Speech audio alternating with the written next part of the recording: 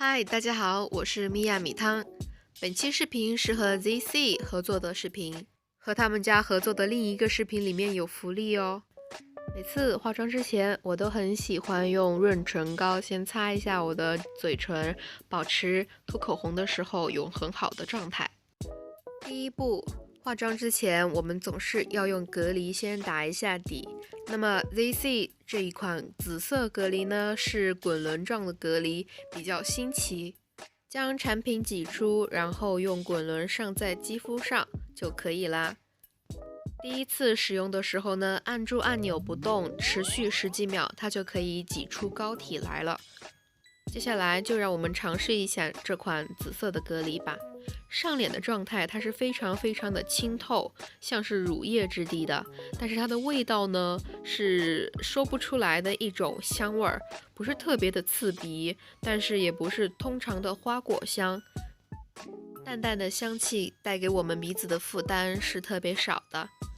那我自己平时呢其实很少用这类有颜色的隔离，我的脸上呢没有什么很明显的瑕疵，也没有什么红血丝，所以选择了紫色隔离来去黄。这款隔离用美妆蛋均匀的铺开的话是非常好推开的，但也由于它非常的清透，所以它的去黄能力可能没有那种膏状的遮瑕那么的好，但是对于日常来说完全是够用的。而且它在我的痘痘和我的鼻子这一块也是没有卡粉起皮的。上完隔离过后呢，就进入 BB 霜的部分。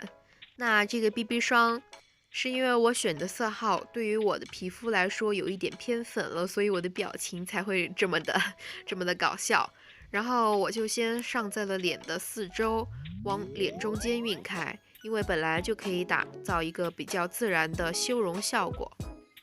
那这个滚轮的话，其实它的产品是不能完全用滚轮均匀的推开的，毕竟滚轮还是没有打湿的海绵蛋那么好用，所以我还是会选择打湿的海绵蛋上妆。那拉近镜头看呢，就可以清晰的看出这个色号的确是不太适合我。那选择自然色的话，就比较适合黄2白或者是黄1.5白了。接下来呢，就用美妆蛋均匀的推开这个产品，然后大家也可以看到这个产品几下就全部在我的脸上推开了，所以它的质地也是非常的水润的，这一点的话是做的我比较满意的部分。所以这款底妆呢，其他的地方都没毛病，我就希望他们把色号做的偏黄一点。因为亚洲人的皮肤是偏黄的，不是偏粉的，所以我宁愿偏黄一点，都不宁愿偏粉一点。那底妆打好过后呢，看到其实是一个比较自然的妆效，因为它不是一款非常强遮瑕力的，所以我还是要用遮瑕再进行一下我黑眼圈的一个2次遮瑕。遮瑕膏相对于 BB 霜来说的话，就会更干一点，毕竟它的遮瑕力会更强很多。把遮瑕膏均匀的铺在眼下，然后用美妆蛋晕开，就可以遮个8、9成了。镜头拉远一点看呢，可以看到我脸和脖子的色差呢，其实是基本上没有的，因为毕竟我现在还没有上3份，脸稍稍要比脖子白一些，但是脸本来就要比脖子白一点嘛。接下来就是上3粉了，其实这款3粉是我这一期视频里面最满意的一个产品了，它的粉质非常的细腻，然后是湿粉的状态，上脸过后呢，大家可以看到是完全哑光的状态，所以它的妆效真的我非常的喜欢，因为我是一个混油肌，很喜欢哑光的妆效，这个妆效我真的很满意了，很无瑕。那颗痘痘呢，我就没有特意的去遮它，因为我怕会闷痘。拉近这个镜头看呢，我的鼻翼和我的嘴角也没有卡粉的状态，因为我的鼻子这个地方因为黑头比较多，所以很容易起皮啊，还有卡粉，但目前来说还没有发现。镜头转向眼睛部分，我们开始进入眼妆。那这个眼影盘我选的是一个大地色系，然后它里面只有1、2个比较亮丽的颜色，比较适合打造自然还有通勤眼妆。这盘眼影6个颜色都是珠光质地的绸缎质地，所以呢，种内霜不用担心太会显肿，因为它不是那种带大亮片的眼影，然后它的粉质呢也非常非常的细腻，也算是有一点点那种湿粉的感觉，比较软糯。上色度的话算是中等偏上吧，没有特别特别的显色。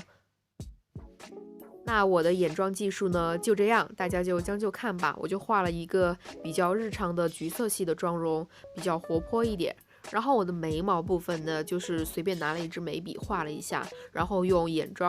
影盘里面的橘色带过了一下，因为这样就比较呼应一下那个眼影的颜色，看起来色调就统一一些。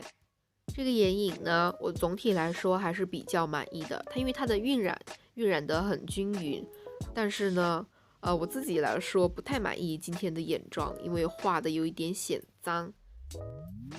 这一点就先给大家道个歉了。口红的话也是用的他家的口红，大家想看试色的话，可以去我的另一个视频看了。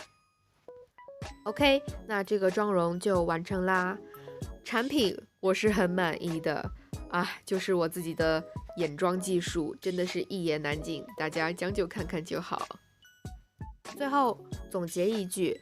，ZC 这个牌子呢，它算是一个非常非常平价的国产品牌。就大家如果是学生党，你想要初步尝试一下彩妆的话，真的很推荐这个新手去用这个牌子，因为它的晕染啊那些都是非常非常容易的，所以大家可以去尝试一下。那今天的视频就到这里啦，谢谢大家看到这里，拜拜。